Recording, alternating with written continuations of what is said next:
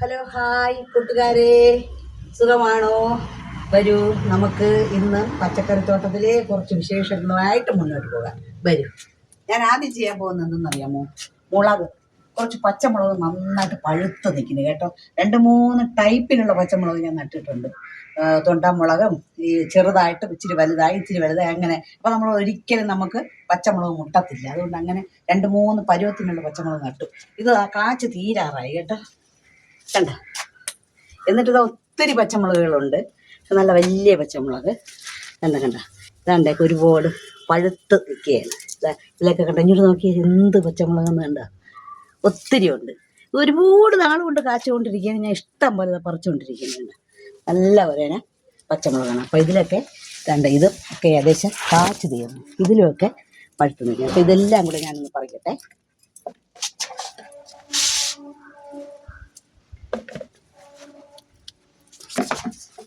പച്ചമുളകിലാണ് ഏറ്റവും കൂടുതൽ വിഷം. അതുകൊണ്ട് നമ്മൾ പച്ചമുളക് നട്ടു വളർത്തുന്നത് നല്ലതാണ്.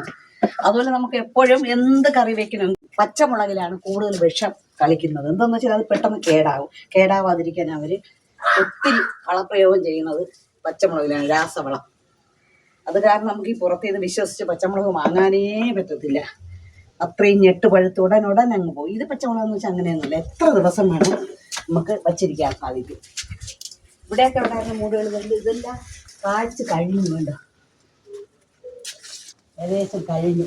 ഇതെല്ലാം ഇവിടെയൊക്കെ ഒത്തിരി പച്ചമുളക് ഉണ്ടായിരുന്നതാണ്. അതെല്ലാം ഇവിടെ കാഴ്ച കഴിഞ്ഞു. എന്നാലും വീണ്ടും വീണ്ടും വീണ്ടും പൂക്കൾ വരുന്നതുകൊണ്ടാണ് ഞാനിതിനെ കളയാതെ വിട്ടു നിൽക്കുന്നത്. ഇവിടെയും കുറച്ച് പച്ചമുളക് നിന്ന് പഴയ മുടായി. ഇതും പഴയ മുടായി. ഏകദേശം ഇതിൽ കാച്ച് പഴുത്ത് അങ്ങനെ നിൽക്കുകയാണ്. അതുകൊണ്ടാണ് ഇതെല്ലാം കൂടെ നിങ്ങൾ കാണിച്ചു തരാമെന്ന് വെച്ചാൽ. അതുകൊണ്ട് ഞാൻ പച്ചമുളകൊന്നും കാലങ്ങളായി പുറത്തുനിന്ന് വാങ്ങാറേ ഇല്ല. ഒരു രാസവളവും കളിക്കാത്ത നല്ല പച്ചമുളക്. ഇതൊക്കെ ഇപ്പോൾ നട്ടിരിക്കുന്ന പരുവമാണ്. വേണ്ട, ഇതൊക്കെ ഇപ്പോഴത്തെ പരുവത്തിൽ നിൽക്കുന്നത്. ഇതെല്ലാം നീളം മുളകാണ്. കാച്ചു തുടങ്ങിയതേ ഉള്ളൂ.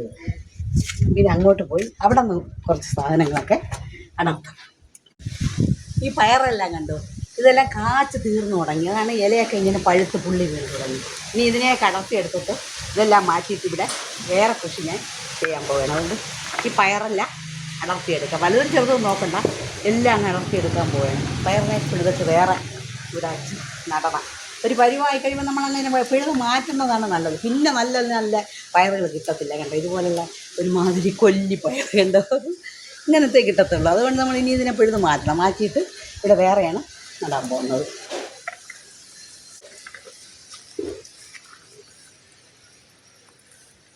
വെണ്ടയ്ക്ക നമുക്ക് ഇതുപോലെ നല്ല വെണ്ടയ്ക്കൊക്കെ കഴിക്കാൻ തന്നതാണ്.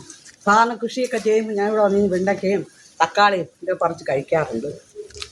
അല്ല, എന്ന് വെണ്ടയ്ക്കയാണ് ഒരു കെമിക്കലും ഇല്ലാത്തതുകൊണ്ട് നമുക്ക് കഴുകുകയൊന്നും വേണ്ട. എന്ന് വെച്ചാൽ വെള്ളം തളിക്കുമ്പോൾ നമ്മൾ ഇതിൻ്റെ പുറത്തുകൂടെ വെള്ളം തളിക്കില്ലേ. അതുകൊണ്ട് ഇതെല്ലാം നല്ല ശുദ്ധമായി നിൽക്കണം. ഇന്ന് അങ്ങനെ എല്ലാ ചെടികൾ നടാനുണ്ട്. എല്ലാം പരുവാക്കി വെച്ചിരിക്കുകയാണ്. എന്നുവെച്ചാൽ ഇത് നടുന്ന രീതി എങ്ങനെയെന്ന് ഞാൻ പല പ്രാവശ്യം നിങ്ങൾക്ക് കാണിച്ചു തന്നിട്ടുണ്ട്. അതുകൊണ്ട് എപ്പോഴും കാണിച്ച് ബോറടിപ്പിക്കേണ്ടെന്ന് കരുതി, എൻ്റെ ജോലികളൊക്കെ നടക്കട്ടെന്ന് കരുതി ഞാൻ ഇതെല്ലാം വാരി നിറച്ച് ഇങ്ങനെ വച്ചിരിക്കുകയാണ്. ഞാൻ ഇതിലിപ്പോൾ നടാൻ പോകുന്നത് സലാഡ് വെള്ളരി തൈ നല്ലതെനിക്ക് കിട്ടിയിട്ടുണ്ട്. അപ്പോൾ സലാഡ് വെള്ളരി നടാമെന്ന് വരും. ഇത് കണ്ടോ, നല്ല സലാഡ് വെള്ളരി. ഇതാണ് ഞാനിപ്പോൾ ഇവിടെ നടാൻ പോകുന്നത്. ഇതും ഓരോ തൈക്ക് 3 രൂപ കൊടുത്ത് ഞാൻ വാങ്ങിയതാണ്. ഇത്രയും പരുവായി. ഇനി ഇത് നടണം. ഇല്ലെങ്കിൽ കണ്ട ഇതുപോലെ ഇതിൻ്റെ ഇല ഇതിൽ തന്നെ ഇരുന്ന് വാടും. കാരണം എന്താണെന്ന് വെച്ചാൽ ഇതിൻ്റെ കണ്ടോ, ഓരോന്നിനും ഇതിനാവശ്യമായ വേര് വന്ന് നിറഞ്ഞു കഴിഞ്ഞു. ഇനി ഇതിന് വേരിന് ഓടാൻ സ്ഥലമില്ല. അത് കാരണം അത് കണ്ട വാടാൻ തുടങ്ങി. അപ്പോൾ ഇതിന് മുമ്പേ നമ്മൾ ഇളക്കി നടണം. ഇത് തന്നെ ഇത്തിരി താമസിച്ചു പോയി, എന്നാലും ഇപ്പം നടാം.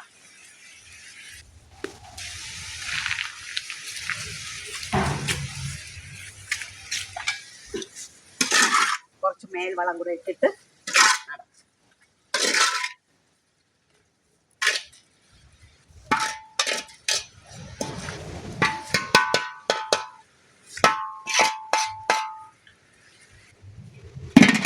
ഓരോന്നിലും 2 വീതം നടാം. ഒന്ന് പട്ടു പോയാലും ഒന്ന് പിടിക്കുമല്ലേ, അങ്ങനെ 2 വീതം നടാം ഓരോന്നിലും. പ്രിയതമാ പ്രിയതമാ പ്രണയലേഖനം എങ്ങനെ എഴുതണം മുനികുമാരികയല്ലോ ഞാനൊരു മുനികുമാരികയല്ലോ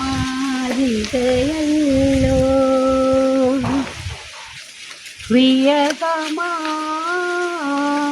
പ്രിയതമാ പ്രണയലേഖനം എങ്ങനെ എഴുതണം മുനികുമാരികയല്ലോ ഞാനൊരു മുനികുമാരികയല്ലോ ചമകമുറിക്കും കൈവിരലുകളാൽ ഹൃദയതമ്പുരു എങ്ങനെ മീട്ടും പ്രണവം ചൊല്ലും ചുണ്ടുകളാൽ ഞാൻ പ്രേമകാകളി എങ്ങനെ പാടും നാഥ നാഥ നീ എവിടെ പ്രിയതമാ പ്രിയതമാ പ്രണയലേഖനം എങ്ങനെ എഴുതണം മുനികുമാരികയല്ലോ ഞാനൊരു മുനികുമാരികയല്ലോ എന്ന് പറഞ്ഞ പോലെ ഇതുപോലുള്ള പാട്ടുകളൊക്കെ കേൾക്കുമ്പോൾ നമുക്ക് നല്ല വിളവ് കിട്ടും എന്നാണ് എൻ്റെ വിശ്വാസം. എനിക്ക് കിട്ടുന്നതുകൊണ്ട് എൻ്റെ സമയം പോകുന്നതുകൊണ്ട്. ഇത് കണ്ട് ഇത് സാധാ വെള്ളരിയാണ്. ഇതാ പടർന്നു തുടങ്ങി. സലാഡ് വെള്ളരിയല്ല, സാധാ വെള്ളരി അല്ല. ഒരു മുട്ടി ഇന്നെ 2 കൊമ്പ് വന്നു. അപ്പോൾ ഞാൻ വിചാരിച്ചു ഒരു കൊമ്പ് മേളിലോട്ടും കെട്ടി കൊടുക്കാം, ഒന്നങ്ങനെ താഴോട്ടും ഇട്ടിരിക്കുകയാണ്. ഇത് പടർന്ന് വന്ന് ചിലപ്പോൾ ഇതിന് താങ്ങാൻ വയ്യാതെ വലിയ കാ വരുന്നെങ്കിൽ അപ്പോൾ എന്തെങ്കിലും ചെയ്യാം. ബാക്കി താഴോട്ട് കോട്ടം തിരിച്ച് താഴോട്ട് അങ്ങനെ ഇട്ടിരിക്കുകയാണ്. ഇനി കുറച്ച് ഹീരത്തൈ കൂടെ വേണം. അതിന് മണ്ണൊക്കെ റെഡിയാക്കി ഇതുപോലെ പണയൊക്കെ പിടിച്ച് ഇതുപോലെ റെഡിയാക്കി. മണ്ണ് പോലെ നമ്മൾ കഴിയണം ഇങ്ങനെ പൊക്കി കണ്ട ഈ മരിച്ചിനിക്ക് കൂന കൂട്ടും പോലെ പൊക്കി കൂട്ടണം. പൊക്കി ഇതാണ്ട് ഇങ്ങനെ ആക്കി എങ്ങനെ ഇട്ടിരിക്കുക. ഇവിടെ നിന്ന് ഇവിടെ രണ്ട് പണയാണ് ഞാൻ 2 പണയിൽ ഓരോന്നായിട്ട് വെച്ച് നട്ട് കൊടുക്കണം. ഇത് മൊത്തം പൊടിച്ച് കയറുകയാണെങ്കിൽ ആദ്യം വലുതാവണത് ഏത് അതനുസരിച്ച് മറ്റതിനെല്ലാം കൈ പിടിച്ചുകൊണ്ട് ഈ വലുതാവണതിനെ മാത്രം നമ്മൾ ഊരി എടുക്കണം.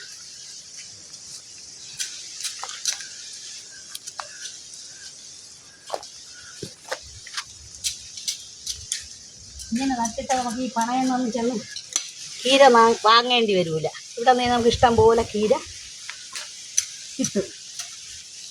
സുന്ദരിച്ചീര ആണിത്. സുന്ദരിച്ചീരയാണ് കണ്ടോ, സുന്ദരമായിട്ട് തന്നെ ഇരിക്കുന്നു സുന്ദരിച്ചീര. പച്ച ചീരയുണ്ട്. ഇത് കണ്ടത് പച്ച ചീരയാണ്. ഇതാണ് ചീര കണ്ടത്. ഇത് പച്ച ചീര. ഈ പച്ച ചീരയ്ക്ക് വലിയ ചീരയായി ഇതിന് ഒത്തിരി ശാഖകൾ വരും. ശാഖകളെ തന്നെ നമുക്ക് അടർത്തിയെടുത്താൽ മതിയാവും. ഇതുപോലെ ഞാൻ കുറച്ച് വേറെ വിത്ത് പാവി ഇട്ടിട്ടുണ്ട്. വേറെ ഇതിപ്പോൾ ഇങ്ങനെ ട്രോകളിലാണ് പാവിയത്, മറ്റത് അങ്ങനെയല്ല, പൂച്ചട്ടികളിൽ പാവി ഇട്ടിട്ട്. ഇതുകൊണ്ട് അതാണ് കേട്ടോ, അങ്ങനെ അവിടെ പൂച്ചട്ടിയിൽ പാവി ഇട്ടിരിക്കുകയാണ്. ചീര എന്ന് വെച്ചാൽ ഏറ്റവും നല്ലതല്ലേ, രക്തകുറാനും കണ്ണിൻ്റെ കാഴ്ചയ്ക്കും ഉത്തമമായ എല്ലാ ഔഷധങ്ങളും അടങ്ങിയൊരു ഫുഡല്ലേ ചീരക്കറി, ഇലക്കറി. അത് കഴിക്കണം. അതാണ് നമ്മൾ കൂടുതൽ ഉപയോഗിക്കേണ്ടത്. എങ്ങനെ എൻ്റെ വീഡിയോ ഇഷ്ടമായെങ്കിൽ ലൈക്ക്, ഷെയർ ചെയ്ത് ഞങ്ങൾ സപ്പോർട്ട് ചെയ്യണം. വീണ്ടും ഒരു വീഡിയോയുമായി ഉടൻ വരുന്നതാണ്. അതുവരെ ബായ്.